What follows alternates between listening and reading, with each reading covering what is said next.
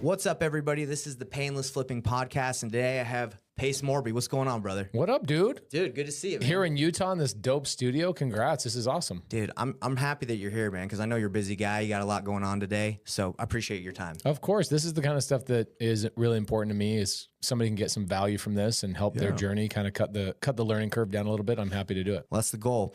And at the Payneless Flipping Podcast, where our goal is to show people that getting into real estate doesn't have to be that painful, right? Yeah. It can be if you just try to figure out everything yourself, but the reason why we have you on and other experts on is to get you guys to kind of learn from your experience, from the experts' experiences, and know what they can learn and what they can do to go ahead and not suffer everything alone, right? Right. That's the goal.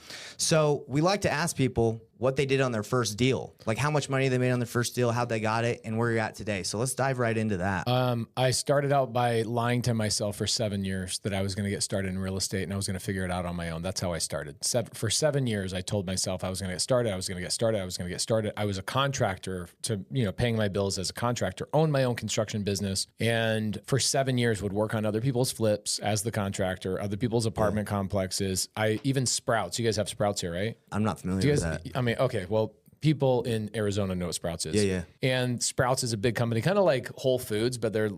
Sprouts. Okay. The grocery store. Okay, got it. The grocery store. So I did like all their renovations. I did all their tenant improvements. I did all of that stuff. So all the signage you see inside of a Sprouts, I did all of those things. Wow. That's what I was doing for a long time. And I would work on all these buildings and I would lie to myself so long that I convinced myself that I was also in real estate. Yeah. I convinced myself, like, look at me. I'm touching all this real estate. We're doing this stuff. I'm in real estate. So when people had asked me, instead of me saying I'm a contractor, I'm like, I'm in real estate. I do real estate stuff. Oh, what do you do? Oh, I renovate properties. I fix and flip. Yeah.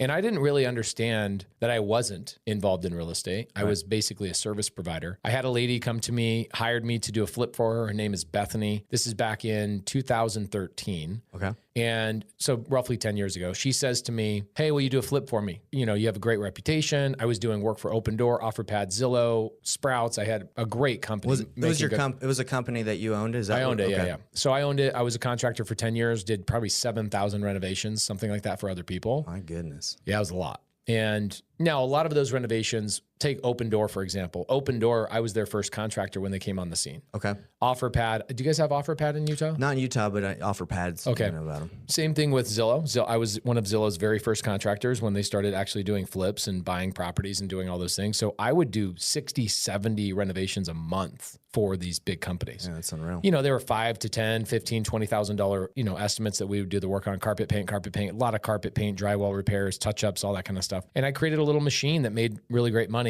My first time clearing $1 million was in 2014, the year after I got into real estate. I cleared $1 million in construction, like take home. Yeah. So I had a good construction business. I wasn't like broke, right? Right, yeah. And the problem is I was reinvesting all of my money back into my construction business, which was like, I just didn't have anywhere else to go. I didn't have the financial education 10 years ago. I was 30 years old thinking I had it all figured out. And then Bethany hires me to do a flip. I do it on time, on budget. She hires me again for the second one, on time, on budget. On the third one, she comes to me and she's like, what's wrong with you? Why are you a contractor? This doesn't make any sense. No contractor I know shows up on time, gets the budget done, any of that. She says, you should be in real estate. I'm like, what are you talking about? I am in real estate. Right, yeah. Are you a lunatic? I am in real estate. Look at me. Look at all these houses I'm flipping. She's like, no. You are my slave. Your business. She talked to you that directly? That directly, yeah. Wow. Still to this day, 10 years later, we're friends, and she'll still text me. She goes, you shouldn't have said that. You shouldn't have done that. And I'm like, I appreciate her. That's funny. She says to me, you are a simple Google search away from being replaced. Really? You're nothing.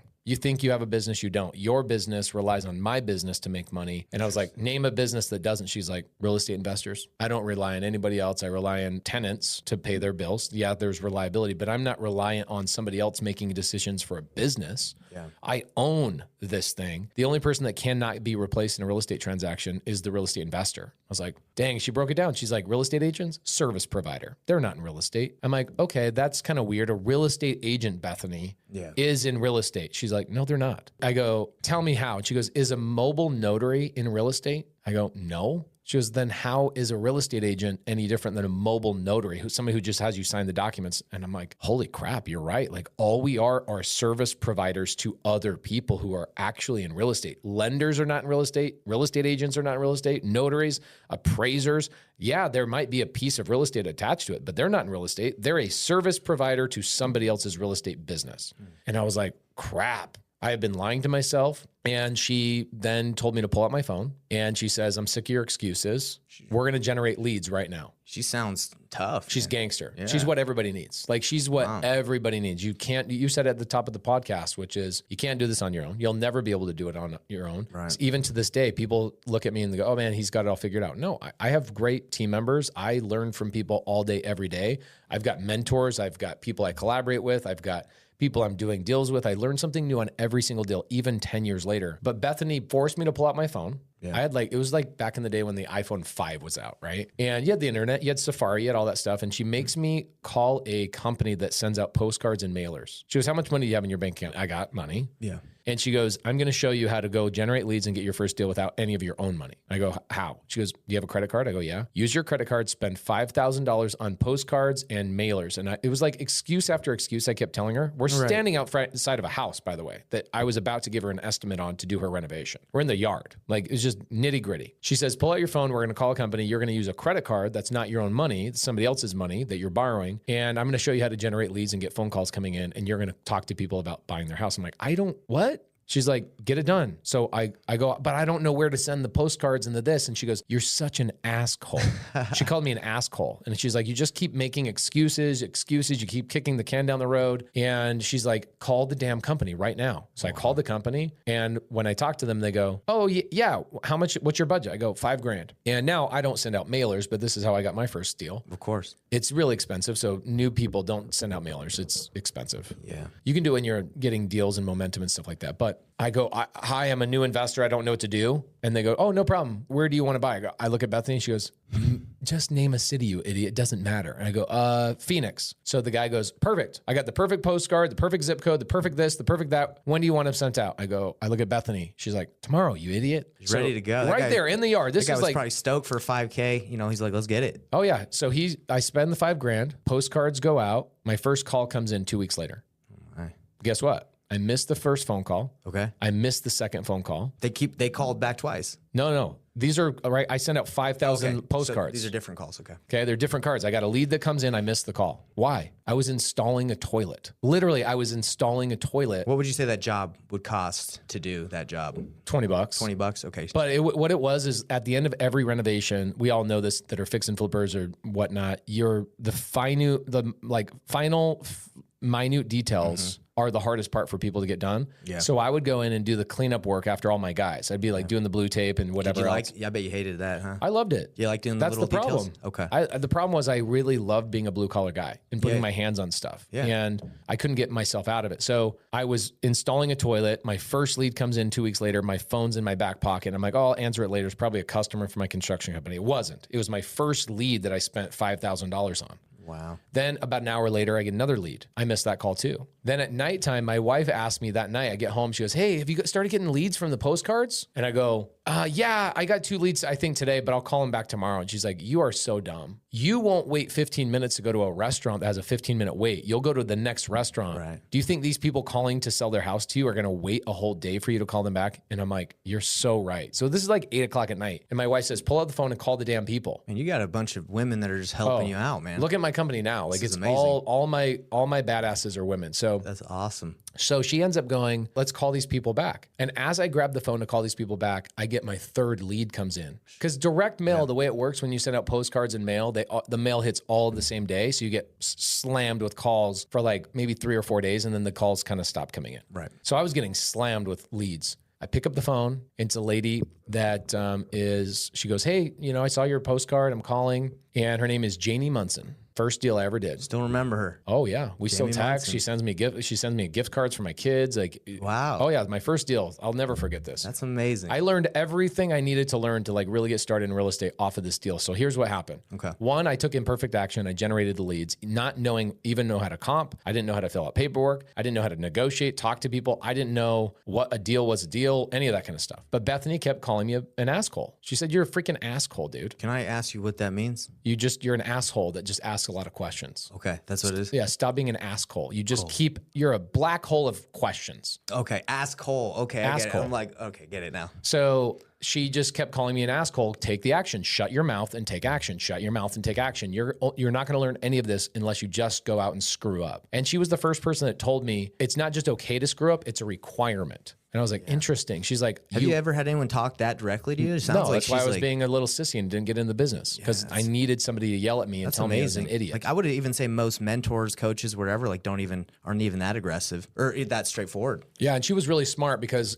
here's how this benefited her. I'll tell you. So she saw something in me. I was a guy that showed up. I did the thing. I was consistent. She's like, that's literally all you need to be successful at anything is you just show up, right? Yeah. Everybody else is just dumb. Yeah. I mean, we all walk around. Be consistent, yeah. We walk around the world. We know people like surprise. You look at people like, how do you live your life? Yeah. How are you making it? How are you making it? And so she's like, you show up on time every day. Like you're going to be in the 1%. You're just putting all your eggs in the wrong basket. You're putting them in construction. She must be seeing so many people that are just like not getting on time. And think about every contractor you've ever dealt with. Oh yeah. It's a nightmare. You don't even know if it'll get done. Right. So she meets one contractor, shows up early, gets the job done. I'm polite and customer service through the roof, all these things. She's like, you're in the wrong business. Right.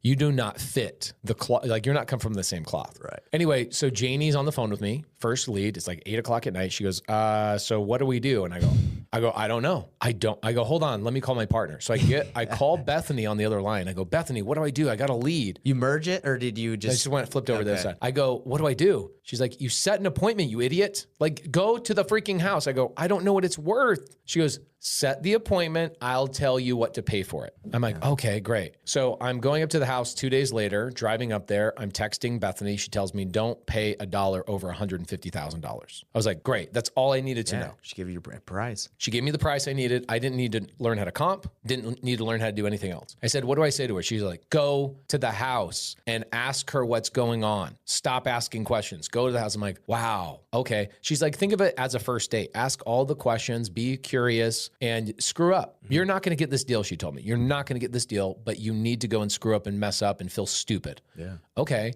Go to the house. Go through the house with Janie or go into the kitchen, basically. You know how you like go into somebody's house on the appointment, go straight to the kitchen. It's like weird how take a seat, yeah. Yeah. I look at the counter. It's full of postcards, letters, everything you can imagine from other investors. And I'm like, I asked one of the greatest questions I've ever asked. I still ask it every day. What's kept you from selling the house? Like you obviously have other options. What's kept you? Mm-hmm. She says, I've got an offer at 165, but I need more because I'm a retiring school teacher and I need all the money I can get to move and retire and utilize this money for other stuff. And I go, okay. And internally I go, I can't help this lady. I'm out. Like, how do you bridge the gap between 150, the number I was given, and she already has a solid offer at 165? How do you bridge that gap when it might as well be the Grand Canyon? Yeah. After a couple of minutes of chit-chatting and getting to know her and all that, I go, well, to be honest with you, I don't think I can help you. And she's like, well, why? And I go, my offer is way below that. Like, it would be disrespectful for me to give you a number. She's like, just give me a number. Stop being a salesperson. I'm like, I promise you I'm not a salesperson. Yeah. I'm inadequate at this. I'm newer. And I can tell you, there's no way I'm giving you this number because you deserve more money. And she's like, okay, what do we do now? I go, I guess I leave. So I'm walking out of her house. I'm in the door jamb and I turn to the left of her and I go, I'm about to leave and I'm standing in the threshold of the door. And I go, is there anything else I can help you with? She's like, what do you mean? Like, you want to help me, but you don't want to buy my house? I'm so confused. Like, what game are you playing with me? This lady just thought I was playing a game. Yeah. And I go, well, I can't help you, but I have a construction company and I have a lot of guys that could come in and load up a truck or, pack boxes for you, whatever you need help with. You're a single lady, raising a grandchild. All this stuff is going on. And she's like, wow, you actually paid attention. I go, yeah. She's like, you really do want to help me? I go, yeah, I want to help you. Mm-hmm. She goes, okay, I got this really weird thing. It's like, it's really weird. You really want to help me? I go, yeah. She goes, okay, follow me. She takes me into her backyard and she opens up the sliding glass door. I mean, this house was so rickety. Like she hadn't done anything since the 70s. So like as she slid the glass door, it was like, like catching. The wheels were broken at the bottom, right? It's like, I know that. I've seen that. Yeah. So I'm walking the backyard and she shows me 3 Flemish bunnies. Do you know what a Flemish bunny is? I do not. They're the size of a 5-year-old child, a bunny. Oh my Massive. gosh. Like they're literally this big or larger. Wow. She's got 3 of them in her backyard. That is, and I bet they eat like crazy. They do. and they're eating her out of a house and home. She's like, I can't retire with these and take them to where I'm going in Oregon. They cost me $400 or $500 a month in vegetables and all this kind of stuff. I'm like, where did they come from? She goes, my granddaughter won them in some like raffle. When they came to the house, they were this big. We thought they'd be the greatest things. And then they grew into these Flemish bunnies that are massive. If you guys are watching this, Google the word Flemish bunny and you'll see a grandma holding a bunny that's the size of a human, right? That sounds kind of scary, to be honest. It's like scary. That big of a bunny. It's like from a freaking haunted movie, Yeah. like a Nightmare on Elm Street type of stuff. Gosh. So she goes, my problem is I need to rehome them, but I can't just give them to anybody. And do you know anybody that you can help take these bunnies? I go, yeah. So I call my mom on speakerphone. Really? I'm in the backyard. I call my mom on speakerphone. My mom shows up 45 minutes later in a truck, and she takes the 3 Flemish bunnies. By the way, I've never seen this truck before in my life. My mom's just a resourceful gangster. She had 12 kids. She's just a doer. She shows up. Janie, great to meet you. Let me take these bunnies. I'll find somebody at my church that will take them. We have a lot of people out there that have farmland. We'll find a great home for these bunnies. Amazing. This lady's like crying. Oh my gosh. Come to find out, she already retired from the school district a year and a half ago prior, but was so afraid of letting go of these bunnies. It sounds silly. Yeah, no, this is real stuff. But she'd been putting off selling her house for a year and a half until she figured that out. Like that was the underlying problem. That was it. That was the problem. So I go, all right, sounds great. My mom leaves. I then tell Janie, I go, all right, good luck selling your house. She's like, you're literally not going to give me an offer? I go, Janie, my number's way too low. It's not going to make sense. She's like, just throw out a number. I'm like, I'm not going to even throw out a number. Yeah. Wasn't playing games. Literally was not playing games with her. I just did not know how to get down to 150. Didn't know how. Of course. So she's like, all right, great. And I go, if you need anything else, let me know. 2 weeks later, I get a call from her. And she says, hey, today's the day I'm making a decision to sell my house. It's on my calendar. I gave myself homework just like I did with my school children that I taught. I gave them all homework. And my homework says I have to make a decision on who I'm selling the house today. And I made the decision I'm selling the house to you. Wow. I go, I haven't even given you a number. And she says, whatever your number is, I know I can trust you. And I go, why? She goes, because I thought you were playing me this whole time. You haven't called me in 2 weeks. You truly did not. Thinking about you. Oh, she'd been thinking about it. And she said, I met with 15 people before you and 15 people after you. And you were the only person in 30 people that actually asked me, is there anything else I can do to help you? She says, you're the kind of person I want to do business with. And I said, my number's significantly lower. Okay. And she goes, what are we talking? Like 120 grand? I was like, no, 150. She's like, come up here. I'll sign the documents. Wow. I don't know how to sign paper. I don't even know where to get a contract from. Yeah, for sure. So who do I call? Bethany. Your girl. Yeah, Bethany. I call Bethany. Bethany's like, great, come pick me up. We'll drive up there together. So I get in the truck, drive up there. She walks through the paperwork with me. She talks to Janie. This is what we're going to do. Here's the steps. We got 3 weeks of escrow. We got this, and this. And I'm sitting here going, how am I going to come up with $150,000? Like I had no idea about hard money. Yeah. I didn't know how to wholesale. I didn't even know what the word really wholesale meant truly. Of course. So we leave the appointment. And Bethany says to me, that was one of the most valuable lessons you'll ever learn in real estate. And I go, what? And she says, it's never about the house. The reason this lady sold to you is because you found her bunnies. You found her problems. Yeah. You found the thing that nobody else was willing to even uncover. And now I look back at my real estate career. We have 2,100 doors in our portfolio. I've literally never had a deal that we didn't uncover somebody's bunnies. And we got somebody in the live studio today. I was telling Landon Moore a couple of days ago, like the more you're in this business, you want to go back to the basics over and over and over to remind yourself it truly is like, what is the actual pain? Yeah. Stop trying to negotiate the deal, find the pain, the rapport will usually work it out for you. And what Janie said is, she says, not Janie, but Bethany says, I want you to remember for the rest of your real estate career, you need to find the bunnies. Whenever you're having a hard time on any real estate deal, go, have I found the bunnies? Have I truly found the bunnies? And I go, okay, this is a great lesson. I appreciate it. But what the heck am I going to do with a $150,000 contract? She goes, you're going to assign it to me, you idiot. I go, assign it to you? What does that mean? She, oh my gosh, have I taught you nothing? I go, we've never talked about assignment. She's like, okay, what we're going to do is this contract, you're going to sell it to me. I'm like, how is that even possible? So she walked through an assignment contract and she bought it for me at $175. Wow. I go, you would have paid $175 this whole time and you told me I went through this whole thing. She's like, did you learn stuff? I go, yeah. And she goes, this is why I'm a good mentor, is because I force you to learn the things you have to learn. So I made 25 G's. It's amazing without even having to pick up kind of the tools that you used to, right? Having to do the construction. Nothing. And basically the way I looked at it is I made about $7,000 an hour that I put into that one deal, $7,000. It was like 3.5 hours I spent on that deal. Made 25 G's. Incredible. And I'm like, where have I ever spent 3.5 hours of my life, like actually on a deal, anything that I've made 25 grand? Never happened. Right. So I did that Pretty deal. generous of her too, right? She could have Very came generous. in at you and kind of got a 160. Well, you know what's 155, funny? Here's how bad my mindset was. I made 25 grand. I was like, that's amazing. I immediately thought, I'm going to take that 25 grand. I'm going to put it in my construction business and I'm going to reinvest in my construction business, buy more equipment, hire more people. Yep. And so I go, this is amazing because now I get to do the renovation on the property. She's like, oh no, You ain't touching it, buddy. you're fired. I just taught you how to get a real estate deal. And the first thing you can think of is how do you get in there and do the renovation? Like think about the mindset of what I had 10 years ago. Of course. So blue collar, I'm going to go after and do the renovation. She's like, I just taught you how to find, negotiate, get a contract, assign it, make $25,000. And your first thing is you want to get back on the construction site? What the hell is wrong with you? Wow. She wasn't wrong. It took me 3 more years to, I did hundreds of deals. I was already building a brand around myself, but for 3 years, I kept running my construction company simultaneously while doing my real estate business. Got it. And built a portfolio of like 43 rentals during that time using creative finance. I learned creative finance within 2 weeks of starting in this business. Amazing. Which is amazing. Most people go through like 10 years of just forever, wholesale and burr strategy. What it was is I had a lady named Eileen Brown. It's always a woman for me that's changing my life.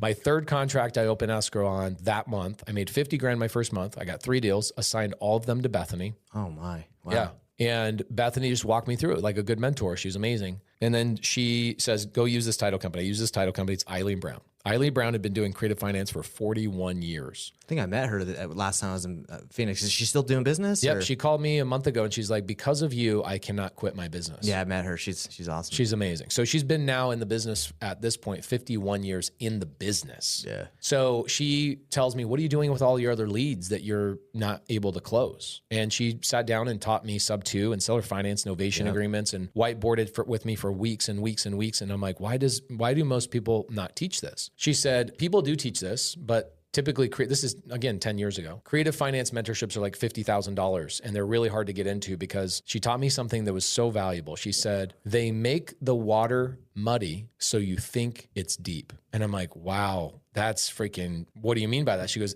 everybody makes creative finance seem so challenging so it keeps you away from it. Really? She says, I've been waiting for somebody to come in and normalize the conversation around creative finance. And I said, Eileen, mark my words, I will be the guy that will normalize creative finance in the United States. Really? And I will shout your name from the rooftops over and over and over and give you all the credit. What you're doing right now. It's what our whole community is doing. It's been amazing watching our community lead every single state in terms of creative acquisitions, and title and escrow officers are like, we love your people. That all came from Eileen Brown. Actually, Bethany Willis taking an interest in me, becoming my mentor, walking me through step by step, because I'm an idiot. We're all idiots. We need somebody to walk us through step by step. She then, what was funny about Bethany, and she said, you don't need me anymore. You need somebody bigger. I'm a small player. Mm-hmm. I'm like, don't leave me. Yeah. She's like, nope, you got to go hire another mentor. It's time.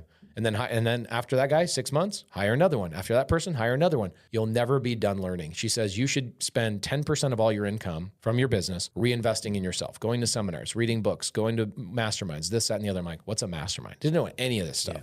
It's all new world for you. Whole new world. And that first year I made $500,000 take home. But I was also making $1 million a year as a contractor. So you can see my conflict. Yeah. My conflict was like, well, how do I let go of this to focus on this? The way I went full-time in real estate was years later, finally I had my biggest client file bankruptcy in my construction business, and I lost everything in my construction business. He owed me millions of dollars. Really? I lost everything. I had to sell all 43 of my rentals to recover from it, and I had to start all over. What year was that? 2018. He lost everything and it affected you. Wow. Oh, affected. I was pouring money in his job. So he wasn't paying me on my construction until he sells the house. So I would front all his construction. I mean, we're doing 10 houses a month. Yeah. Talking millions of dollars. He filed bankruptcy on $16 million.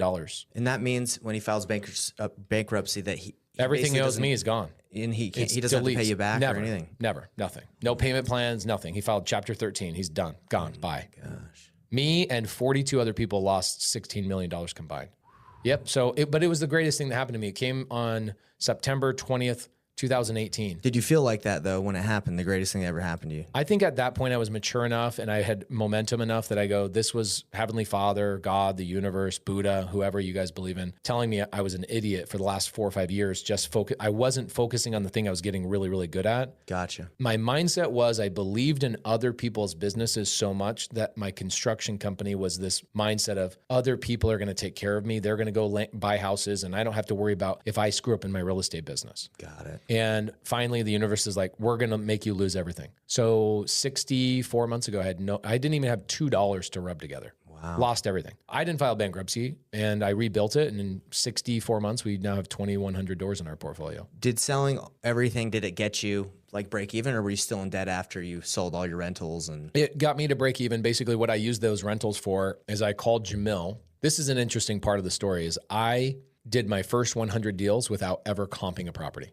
Not one time. Now, I left a lot of money on the table because I would go to Jamil or other people and I would go, what would you pay for this? And I would just go find the bunnies. And I got so good at just finding the bunnies. he dispoed them? He dispoed them. And he took he was taking for the first year, he was taking like an average of $8,000 a deal. And we did 100 deals together. You're probably at that time like cool with that. You're like, oh, I'll focus on the bunnies and you. Bro, if somebody's going to get me through another deal and that paradigm shift and put money in my bank, we're going to get the next deal. Really, it wasn't even about the money I was making. It was about me becoming so good at this one skill of finding the bunnies with every seller and really perfecting my creative finance. And then I started doing deals in other states and learning other states stuff. I started hiring attorneys to teach me about creative finance because I learned all the gurus in the creative finance space were guys that hadn't been doing deals in 10 years. While you're doing those 100 deals, were you doing the negotiating or all of it? You did it all. You didn't hire acquisitions? I didn't hire acquisition people until 2018. I linked in with my partner, Cody, at the time. When I went full time, I said, all right, I'm gonna go full time real estate. This is literally 5 years ago. Yeah.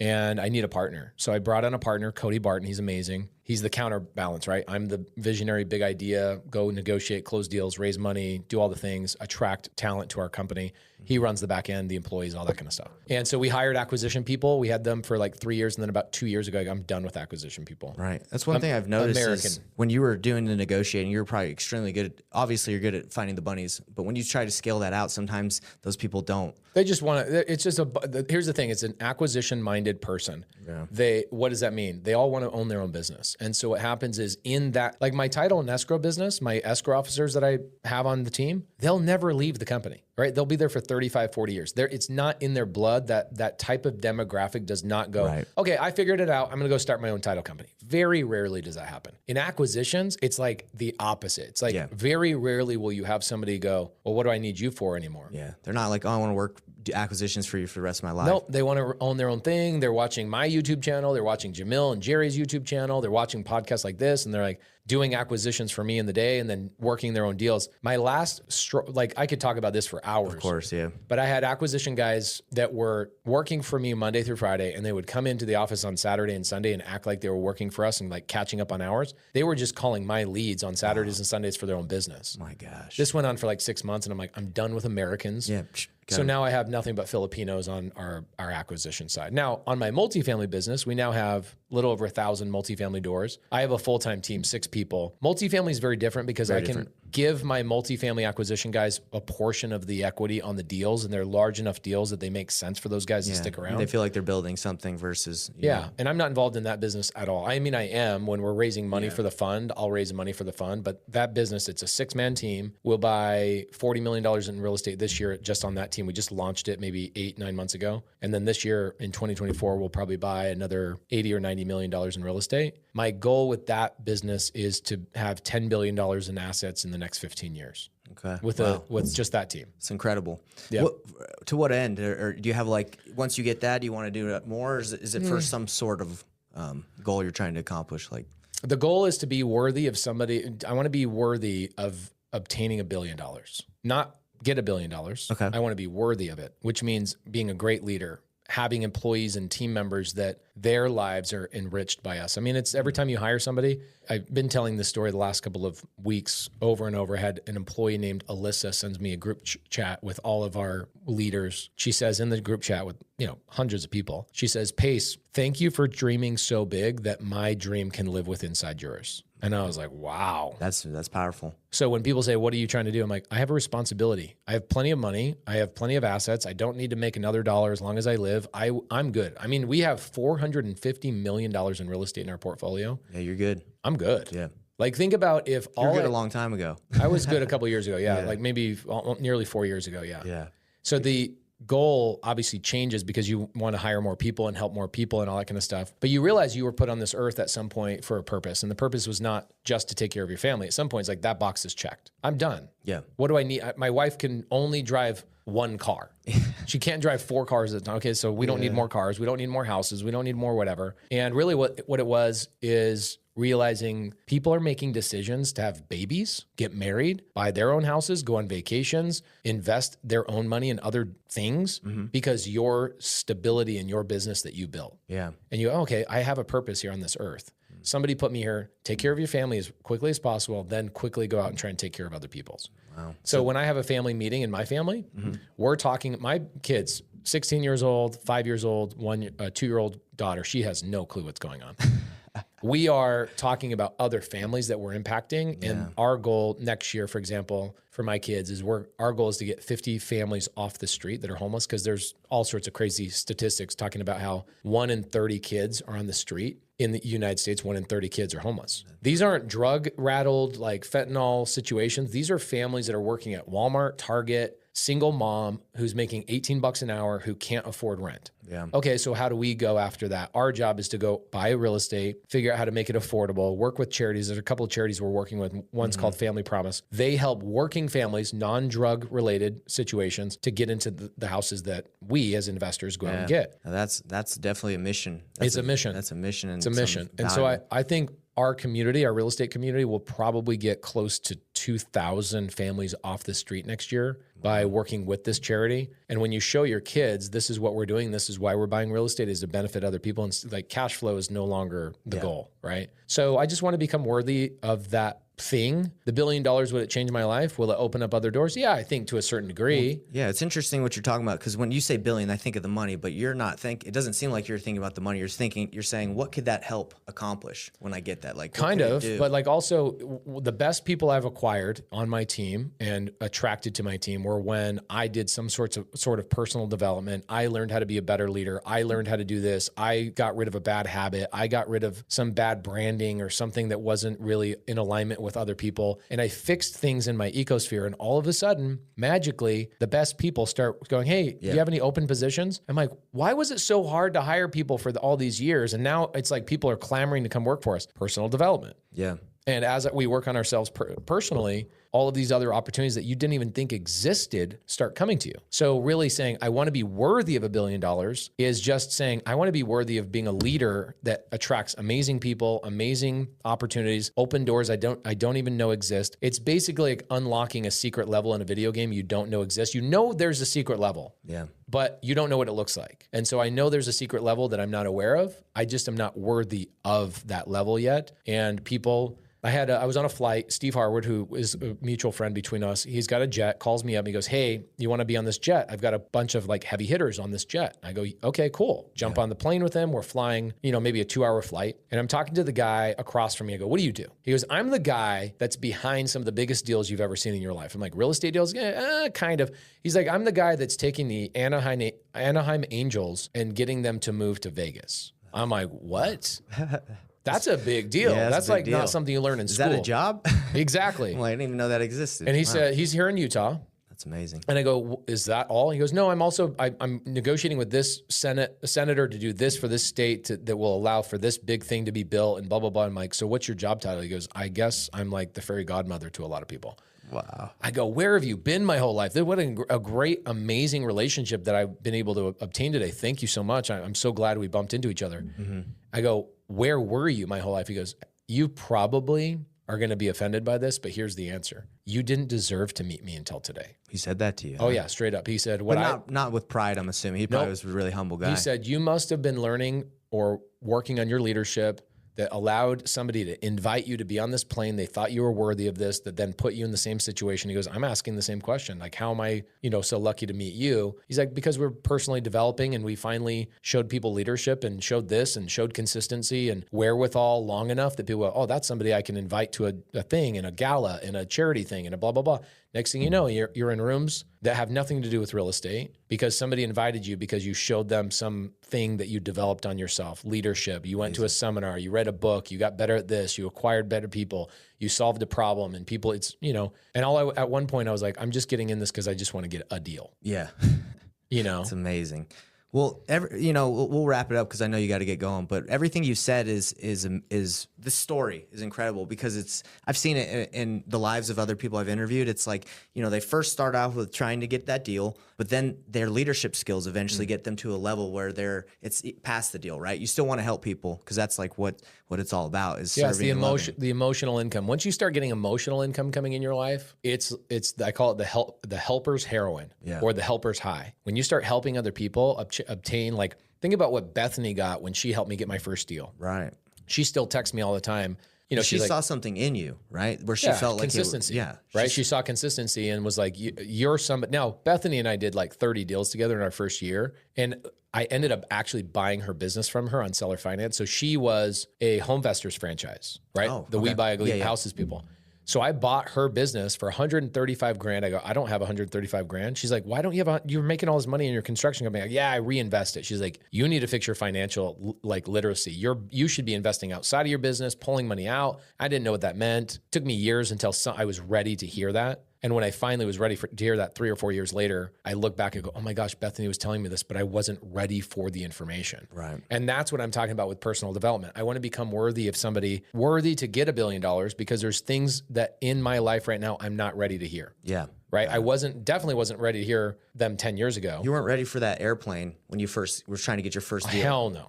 So a lot of people will ask me, how do I get on those planes? How do I get around those people? I'm like, oh, bro, it's a journey. It takes 5-6 years of consistently showing up, thinking nobody's going to believe in you. Nobody's going to do anything. And then finally, the only thing I have as my advantage is I'm a cockroach. I outlast everybody. Like you can kill a dinosaur. Mm-hmm. The dinosaurs don't exist anymore, but cockroaches do. That's funny. I'm a cockroach. I just outlast. That's it. I'm not better than anybody else. I just am freaking disgusting. You got Brent's rhino. You got the cockroaches. There you go. I love it. So Bethany, she goes, I want to get out of the business. My husband and I are retiring. Do you want to buy my business? I go, I don't have $135,000. She goes, buy mine. I go, I told you I don't have it. She goes, yeah, but you already know creative finance. Why can't you buy my business with it? I'm like, I can buy a business with creative finance. So I bought her business for $100. I've actually never told anybody this story because I don't know that anybody even cares about it. No, this is incredible. But I bought her business for $135,000, $0 down, 0 interest. She let me pay her like $20,000 a month from my deals. Really? Oh, it was the greatest thing. It was just like, here you go. That is incredible. Yeah. To own a business like that, I'm sure it was pretty well oiled. It was okay. I mean, it was a small mom and pop business. I learned a lot. And really what it was is I owned the Phoenix territory for We Buy Ugly Houses for 4 years. Incredible. And that opened up doors for me. And then I became well known and started getting on podcasts like maybe 5-6 years ago. People would ask me, will you come on my podcast? I go, why do you want me on your podcast? Well, because you're doing 12, 13 deals a month. Like, I want to talk. How are you doing this? I go, you really care about that? Okay. Yeah. And that came from Bethany giving me an opportunity because I showed up and I did the thing. And just doubled down, kept doing the thing, still to this day. It's all I'm doing. Like, I'm here in Utah right now with Landon Moore, who I referenced a couple of times. I don't know if the camera can see him, but I'm just flying around the country, just buying deals with people now. Incredible. It used to be an Arizona thing. Now I'm like, okay, 30%, 40% of the stuff I'm buying is in Arizona. Now everything else is all over the country. I'm in 21 states and made the decision today that I think I'm going to pause on single family for probably a year. We just started buying RV parks and like 50 unit to 150 unit multifamily stuff, all in creative finance. So I think I'm going to focus on that for the next couple of years and really just I think what's going to happen in 2024 is interest rates are going to come back down. And I think the market, anybody that's been holding properties, like a guy like me, 2,100 properties, 2,100 doors, what's going to happen to the value of my properties? They're going to go up 10, 20, 30% maybe in the next 24 months, I hope. Yeah. And if they do that, I'll refinance out $40, $50 million, put it in a lending business, just rinse and repeat, do it again. Amazing. And you know how it is. It's like you just got to show up every day, do the crap. I see the biggest problem with a lot of people is they go, oh, wow, I found something that worked. I got 4 or 5 deals. You know what they do? They go, all right, time for the next thing. It's like, no. Yeah. Subway sandwiches doesn't go, all right, we did sandwiches. We sold 1 million. Let's start selling hamburgers. It's like, no, they perfected the thing. Build a machine. Get employees to run the thing. Yeah. And I have great partners that allow me to do that. But anybody that's out there, you got to get to a point where you do a couple of deals on your own. You then get to a point where you might have somebody you collaborate with. You get to 3 or 4 deals a month. You do that maybe for a year or 2. And people don't want to hear that. Yeah. People, all right, next thing, I want to own 1,000 doors like Pace. It's like, dude, you don't understand the journey was 10 years. Yeah. And it's not just you. You got a massive team behind you, and all these people think they got to do it themselves. And you could probably do it in 5, but you're definitely not doing it in 12 months. Yeah. And you're not going to do it after reinventing every 3 months and going, all right, now it's time for something different. I'm like, oh my gosh. And from what you said, maybe they're not ready for that yet. They're not ready to handle that because they got to improve themselves. So one thing I want to ask you, you can leave the listeners with, because most of the people that watch this are probably in their first deal stage, right? They're trying to get their first deal. What piece of advice, what's one thing you could tell them? Because we have talked a lot about leveling up, right? Who you are so you can handle that. What's one thing someone could do, actionable item they could do today or this week that could help them begin that trajectory towards, leadership, towards leveling up? All right. So when I was a contractor, one of the reasons I couldn't get into real estate for 7 years wasn't because I didn't have books or YouTube or these things or 3-day seminars, stuff like that. I had all of those things. But what I didn't have was an actual friend. I didn't have somebody that I could collaborate with. It's like, remember when you were in high school and your parents would be like, all right, your freaking, curfew is at 10 o'clock at night. Yeah. You'd show up at 10:30, 11 o'clock. Oh, mom and dad, I'm so sorry. I lost track of time. You ever tell your parents you lost track of time? Of course. Okay. Create an environment in real estate that you lose track of time because you love being with the people that you're working with. And that's not saying go get partners and go get employees. I'm saying make friends. Like Landon Moore and I travel around the country. We go hang out with each other. Him and I are not partners. We're just friends collaborating. He's building his business. I'm building mine. That is the greatest thing ever because now the conversation is between point A to point B. Let's say I'm going to Starbucks with Landon today. We're not talking about wasteful stuff, which is probably the number one reason I was having a hard time. Not probably. Yeah. The literal reason why I was having a hard time getting into real estate is because all my friends were contractors. I was talking about what drill is a better drill company than, DeWalt or Ryobi or whatever. That's the conversations I was having. Okay. Which left me with the energy that I had, which was, oh yeah, I'm a contractor, the identity. So what I would do is I would go to meetups. I would find people. Guess what? How did you make friends with the people you went to high school with that you ultimately lost track of time with? Spend time with them. You spend time with them. You lockered next to them. Your sports, whatever. The way we do it now in real estate, it's meetups. Same thing. Go to a meetup, link in with 5 people. You'll like one of them. Go to another meetup, do it again. Another meetup, do it again. 120 days later, 4 months later, you'll go, I got 5 badass friends that I love spending time with. They're all doing a couple of deals a year or a couple of deals a month. And then guess what? Your job is to then try and level them up by saying, let's do more deals together. Let's do this. Let's do that. A year later, if some of them fall off, your job is to refill them with people that are bigger than you. I'm at dinner with Grant Cardone. This is like going from first deal to now I'm at dinner with Grant Cardone a couple of years ago. And he says, how much money do you make? Which I love. I love that conversation to, if you were in private settings, how much money did you take home this year? Right. And I tell him, and his response was, why so little? Should roast you. I go, damn. All right, Bethany, just punch me right in the face. Yeah. And he goes, I guess I just got to level up. And he goes, no, you don't. Your friends that you're with are always the people that level you up. That's amazing. He says, you need to hang out with people that are making double what you're making. Otherwise, you're going to be stuck right where you're at. They have different conversations, different ideas, different this. They behave differently. They treat people differently. Everything about their life is different. Even going to dinner with people that are making $10 million a year is a different experience than going to dinner with somebody who makes $100,000 a year. It's a different experience. Yeah. Even if you don't talk about real estate, just the experience. The feeling you get, right? The environment. The confidence. And then, when you're around a really confident person, they give you confidence. They feel confident right now. Yeah, hell yeah. Bro. So that's the answer. People don't want to hear it. They're like, oh, okay, I got to make friends. But what about the information? Guys, I did my first deal, never comping. My first 100 deals, I did not comp a single property. Didn't know how to fill out the paperwork. Didn't know how to comp anything. Didn't know how what an assignment was. Didn't know how to negotiate. I just had a friend, Bethany, that literally filled in my gaps. It's amazing. So, joining a community, joining a Facebook group, and then physical proximity is very important. Human beings are meant to be connected. Yeah. Zoom is okay. It's a great appetizer. It's a great foreplay, but at some point you got to have physical contact. You do. Yeah. And it's interesting. I was talking to Brent Daniels about this the other day. It's like the information's out there, right? You talked about it even when you started. It's about the community. Yeah. what you have at sub 2. Yeah. So it sounds like that's what really helps you level up, which is amazing to hear that. I level up inside our community. Like, it's crazy how much I learn inside of our community from other students that are doing deals. Like Landon and I were talking about one of our fellow students. I'm a student inside of sub 2, just like anybody else. Yeah. Matt Bell shows up consistently, but he brings something completely different to the table. He's like a top lender in the country. He talks about DSCR loans and how do I do this and how do I help out with this and how do I get the DTI removed from the thing, and here's the ways I do it.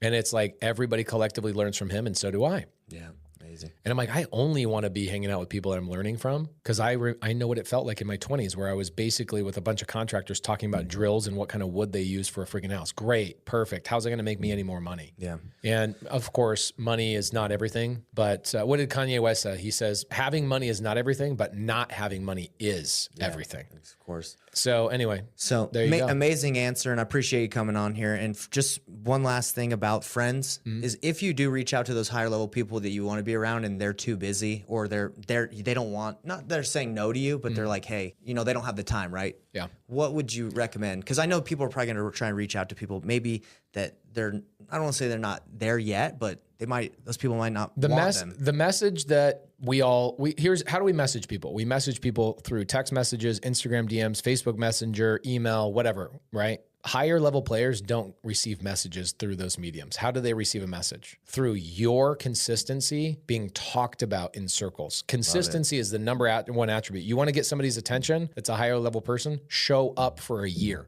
and have other people talk about you in those circles. So for example, you're going to a meetup. You see somebody, you're like, I want to collaborate with you, I want to hang out with you. Don't go up to that person. Go help somebody else get a deal in that room. Help another person get a deal in that room. Perfect answer. Those people are going to let that person know by your actions that you are the person that they want.